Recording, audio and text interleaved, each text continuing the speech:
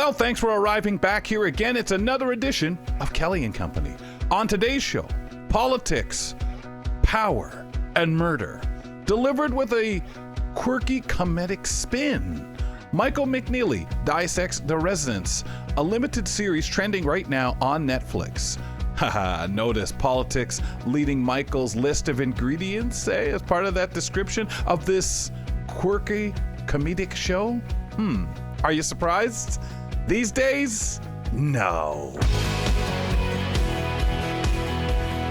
This is Kelly and Company. Host of the program, Kelly MacDonald. Thank you for being with us wherever you are, and you can follow us out there on Instagram and Twitter at Kelly & Co. AMI. As a matter of fact, Nisreen Abdel-Majid joins me, and of course, the keeper of our Instagram and X accounts. Nis, thanks for being with me today. Welcome. It's great to be back after a long weekend for me. Yeah, we were saying that as we wished everyone the best Eid yesterday, and of course I couldn't get all the foods you were talking about Friday off my mind. So Yes. Did you try anything different as part of recognizing Eid? So something different this year was I was at my in-laws, and they're Somali, so they celebrate Eid differently. And I'm used to very Palestinian food, Right. The meat.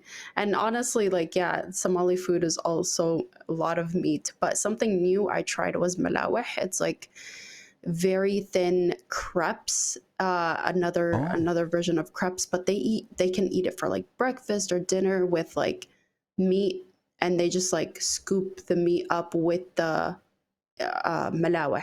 So it's like as if it's a thin bread. It was so good. But the meat I tried, Kelly, this weekend, like I can't. See that? As I hear all that with meat, wow. But how do you, when you scoop it up, is there anything else in there with the meat? Is there vegetables, anything like that? Like, does it? I gather it's all chopped up, or is it just kind of bigger pieces that sit well on the meat, thinner, bigger pieces?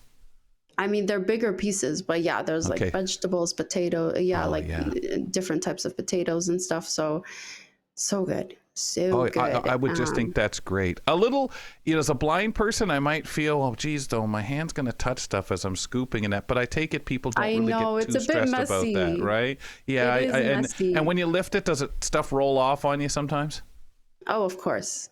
Yeah, sometimes of course, I just eat the malawih by itself without the meat. And I was just gonna say, my good heavens, just but it sounds some good. meat on my scarf and like some droppings. I'll keep that for later. That's what you say to people. Exactly. Oh, you've got something on you. I'm saving that for later. Nisreen, another interesting trend going on that we're hearing, and I'm going to let you get into this, but I'm of two minds of it. I understand it, but I also just shake my head and just say, oh, come on, folks. The whole reason for this it's sad. A worldwide trend is happening as Tesla owners are trying to disguise their cars with other brands' logos. What's going on? Yeah, so Tesla owners are trying to disguise their cars with other brand logos. Like there's a Tesla Model 3 with an Audi logo, a Cybertruck with a Rivian logo, and some with Mazda and Honda logos. Looks like Elon Musk's political moves are starting to backfire on Tesla. His so-called Department of Government Efficiency, DOGE, is bulldozing through federal agencies, and it's stirring a lot of anger. People worldwide are trying to hide their Tesla models in plain sight because of anti-Musk vandals. Imagine buying a Tesla Model 3 or a Tesla Cybertruck. Now your vehicle is getting egged, keyed in the grocery parking lot, and everywhere you go, people are giving you the middle finger, shouting, cursing at you because you drive a Tesla. If you want to trade in your Tesla vehicle, you will lose too much money, so you must keep it. What else is left to do now? By switching out the logo. You try to disguise your Tesla vehicle and make it look like another car brand's model. That's the extreme that Tesla owners are going to just avoid being harassed. While it may help some Tesla owners, there's a more significant issue underneath that fake logo. People can't get rid of their Tesla Cybertruck. One owner said it was impossible to get rid of a Tesla Cybertruck. He said, quote, "I want to cut my losses and move on, but I can't give this thing away. I've lost so much money already," end quote. So unfortunately, no matter how hard you try to, you can't hide that Cybertruck. Kelly, I've seen people on TikTok post videos of Cybertrucks with a Toyota logo, and it's so funny. Like, you can't hide a Cybertruck, man. That's right. Yeah. It's huge. It's humongous. It's obvious. Like, I don't know what do people think that they're dumb?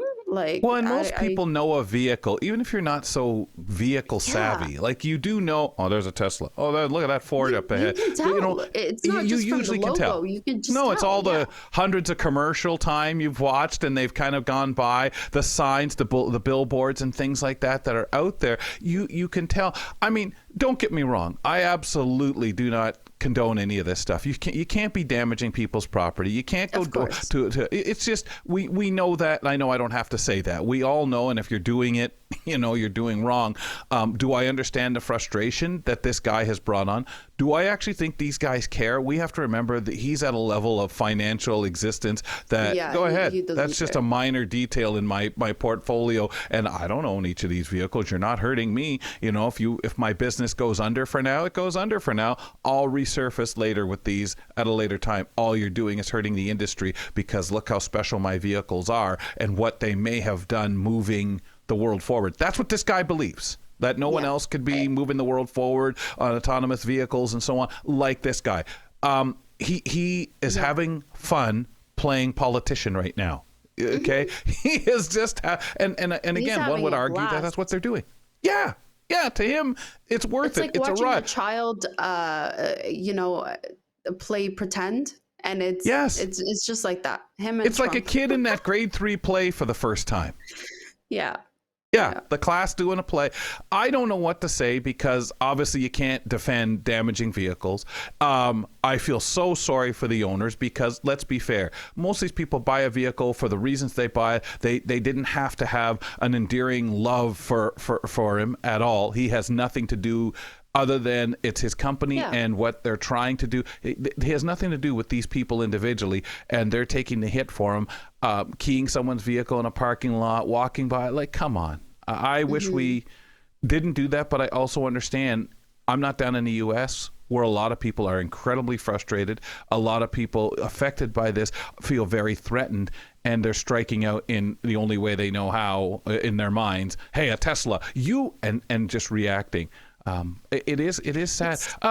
Nisreen, we've seen this, though, with people who are out and out public racists that own companies, and some would put him now, due to some of his actions and beliefs, or what seem to be his beliefs, in this category. But we've seen products sold out there that people have turned their back on because, hey, that, I'm not going to say names, person who manufactures those particular boots, Doc Martens and so on, there's a level of racist, whether it's connected with them because a group wears them, or the person who makes them and outwardly says, geez, I'm not really thrilled that minority of people are wearing my outerwear. I've seen that too, and there's a lot of boycotts out there recently, whether it's from Elon Musk or some other reason. I honestly feel like it's doing some good. I'm not saying Elon Musk has been affected by any of it. No, this guy's sleeping on money. He's like, whatever happens, happens. But for other businesses, I've read that there's so many businesses going down because of these boycotts. And I don't know, everybody has their own reasons for boycotting those businesses. So, and there is going to be results. It's surprising. It's just surprising how the media is like, it spreads like wildfire, where if somebody hears that this business is supporting this whatever genocide or whatever, it automatically boycott. It's just so interesting how social media has an effect on what happens these days, businesses in general. Like, promoting businesses is all over social media.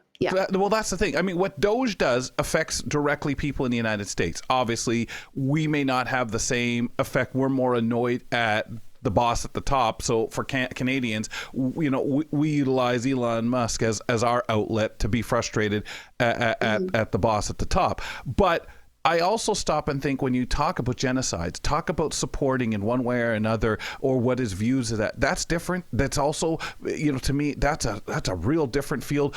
Similar, but certainly not as extreme either as the racist that has a product out there that people boycott. Oh, well, he's a racist. He doesn't like this and that. Don't buy his stuff. That's your way of showing your displeasure. But others, we can't be funding. We can't be supporting. It does. I think it does. Works. Yep. And if it does work and you're dissatisfied with someone, don't buy their stuff. Don't be hypocritical. Just say, I'm not buying that guy's stuff. I didn't know. And that is your choice, whether you like the stuff, don't like it, or don't like the person for whatever the reasons are. I mean, there's times, I guess, we could be ludicrous with our reasons and go after an organization or a person. And you don't want to be that person. You're doing it. But unfortunately, you have the freedom to buy and not buy what you'd like to. Thanks, Nis. Now, Kelly, I have a question real quick. Those protests that have been going on about Elon Musk and Tesla's, the Cybertruck and everything, there have been protests. Do you feel like that's going to make a difference? I think definitely, because you see in the States, protests I have no problem with. But in the States, sooner or later, there's a time where the citizens are asked, so are you satisfied with your government? And I think this is a definite measuring tape as to, well, are you? You're testing the water. We'll see what the barometer says as it goes. So I definitely think, as people stop and ask questions, why are you people doing this? Especially the people that don't know, may not be affected by Doge in the same way that others are. Or maybe as affected by having people thrown out of the country because the changing rules of what makes a legal American citizen or not. So I definitely think handled the right way. I do think you damaging stuff, I think you lose your credibility as just being vandals or thugs. And, you don't want that to take away from people who are out there saying, no, I'm trying to make sure light is brought to this. And I think that's the effective way. Remember to check out our podcast, folks, from your platform of choice, and give us a rating and review while you're out there doing that. Also, YouTube. Subscribe to our YouTube page. We'd absolutely love to have you doing that. We're placing content up there every day, and it's a way to make sure you can keep up with the show at your time, at your leisure, just like the podcast. And in either case, give us a comment. Please, for podcasts, give us a rating and review. The Residence on Netflix is a murder mystery drama set in the White House. When a dead body is found during a high-profile state dinner, I almost read it as a steak dinner. I know. That's because I was still thinking back to all the meat and food we were talking about. Chaos erupts as secrets, scandals, and tensions surface among the elite guests and staff. Detective Cordelia Cupp, an eccentric but brilliant investigator, is tasked with unraveling the tangled web of motives and uncovering the truth in this unconventional whodunit.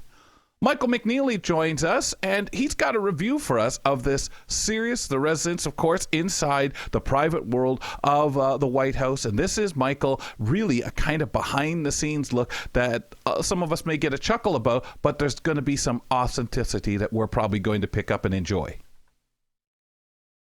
Hello. So I think this is a really interesting show because it's not really so much on the political side that you guys have been talking about with the Cybertrucks and all that kind of stuff. It's more on the upstairs and downstairs of the White House, the servants that work there every day, the people that are still working there right now as we speak. As it's mentioned in the show, the servants and the staff are there for a long time, but the occupier of the house is maybe there for 4 years maximum. So I think it's really interesting to have that kind of a look. And it's more like an English manor mystery or a mystery that takes place in a mansion. Okay. Well, if the current president has his way, it might be 8 years if he can figure out a loophole. It's a mystery and a comedy, Michael. How does that work? That's a really interesting question. I think sometimes the only mysteries that could work are ones that have jokes in them. because frankly, I think I'm burned out of just straight mysteries or mysteries that don't have any humor. But the humor makes me interested, and it leads me to be invested in the story. So here we have the eccentric Cordelia Cup, who's played by Uso Aduba, who you may remember was Crazy Eyes in Orange is the New Black. And she's just hilarious. She's like a modern day Poirot. She has this ability to get into people's minds and to understand where they're coming from, but she's also very impatient with people if they're full of their own BS.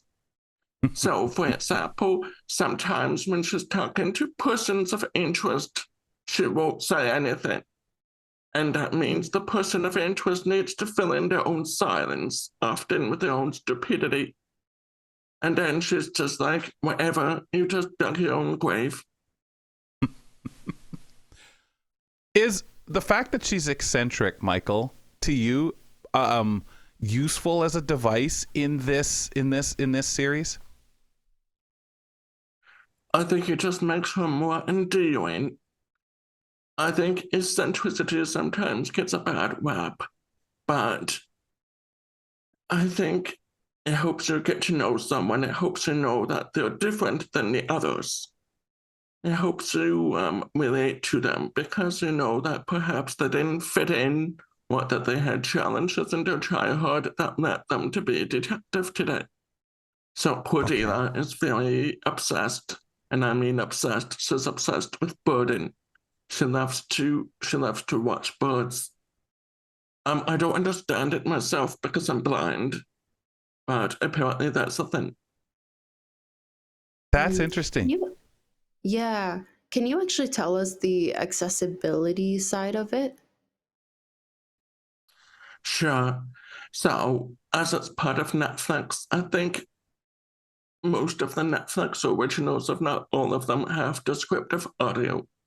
I haven't tested it out yet because I'm also deaf, but I think that will be good for everyone.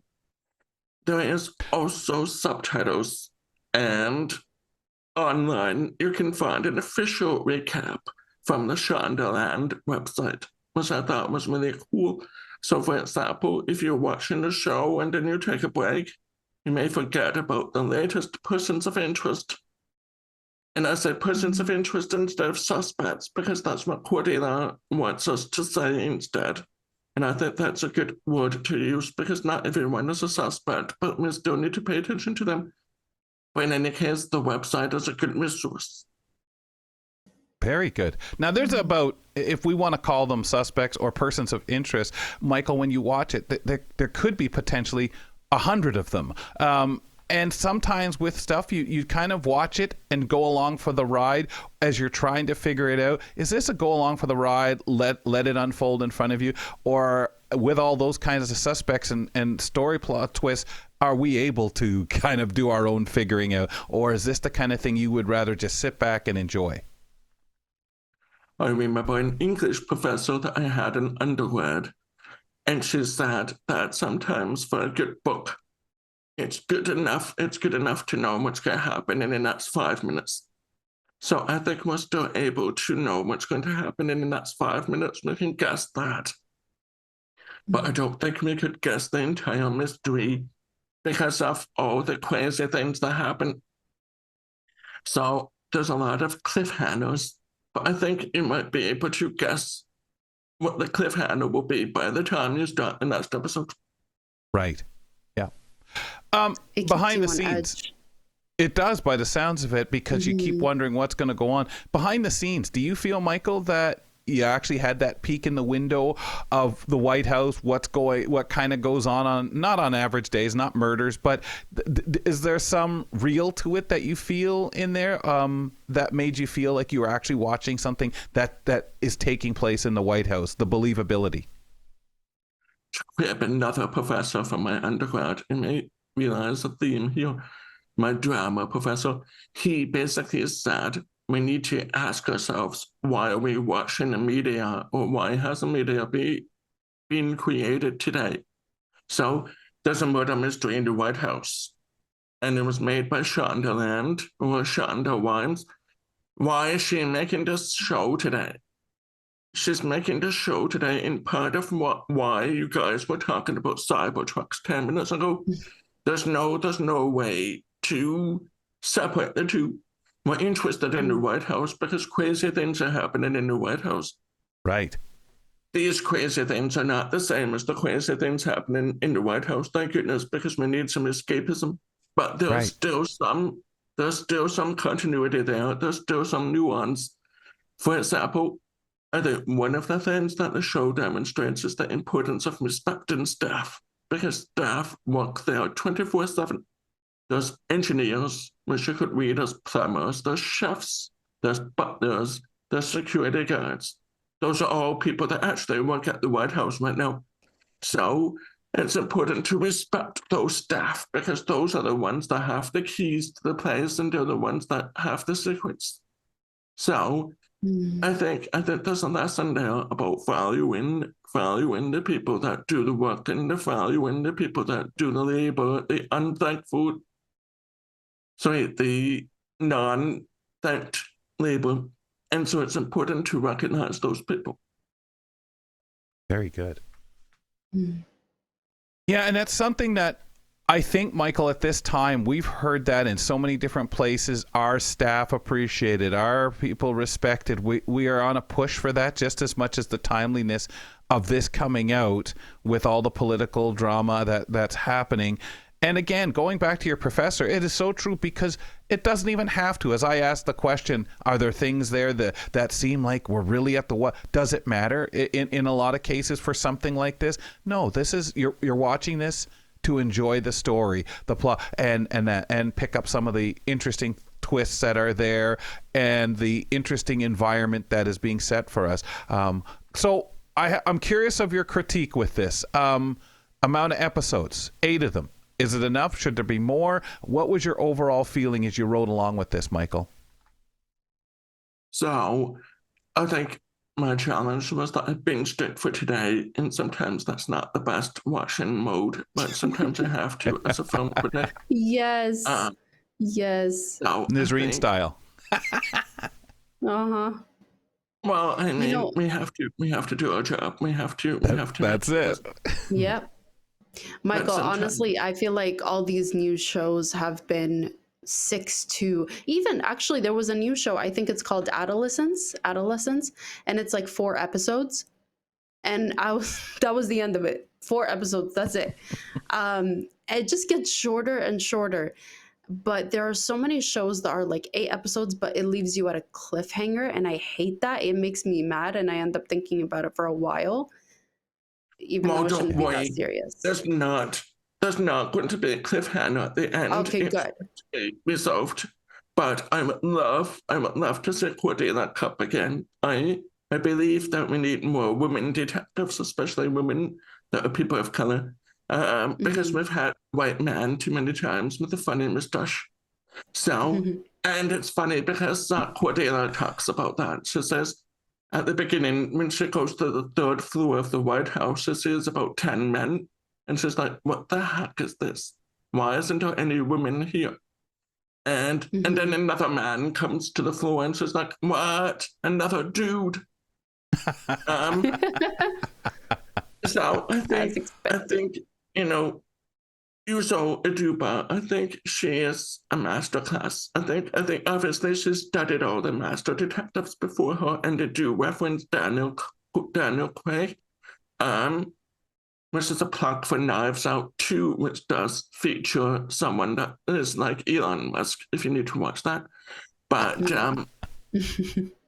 I think sometimes with a Netflix, you get padded episodes. Sometimes they feel like they're doing too many. I do like what you were saying about adolescents having 4 episodes, and sometimes that was often the case in the UK. They go shorter episodes for seasons, but sometimes the episodes are movie length. But yeah. I think sometimes my dream of a great TV show would be just having different lengths for each episode. So for one episode, we would have a 5-minute episode just to show one crazy situation, and then the next one would be 45 minutes, because this is Netflix, this is not cable television. That's so right. we shouldn't be beholden to cable. Yep, absolutely, Michael. Thank you very much, Michael. Appreciate the review. No problem, and I hope you enjoy solving the mystery and seeing what happens in the White House, in this fictional White House where the worst thing is a murder. Okay, yeah. The worst thing. Michael McNeely joins us for this review. This is Netflix, The Resident on Netflix, 8-episode comedy, mystery, whatever you want to look at it as you watch it, ladies and gentlemen. And of course, it has described video, so do check that out. Michael joins us once a month to talk a little bit about the world of film and TV and different things out there available to you. Nisreen, I'm going to catch you tomorrow before I bring Alex on, but are you going off to watch The Residency?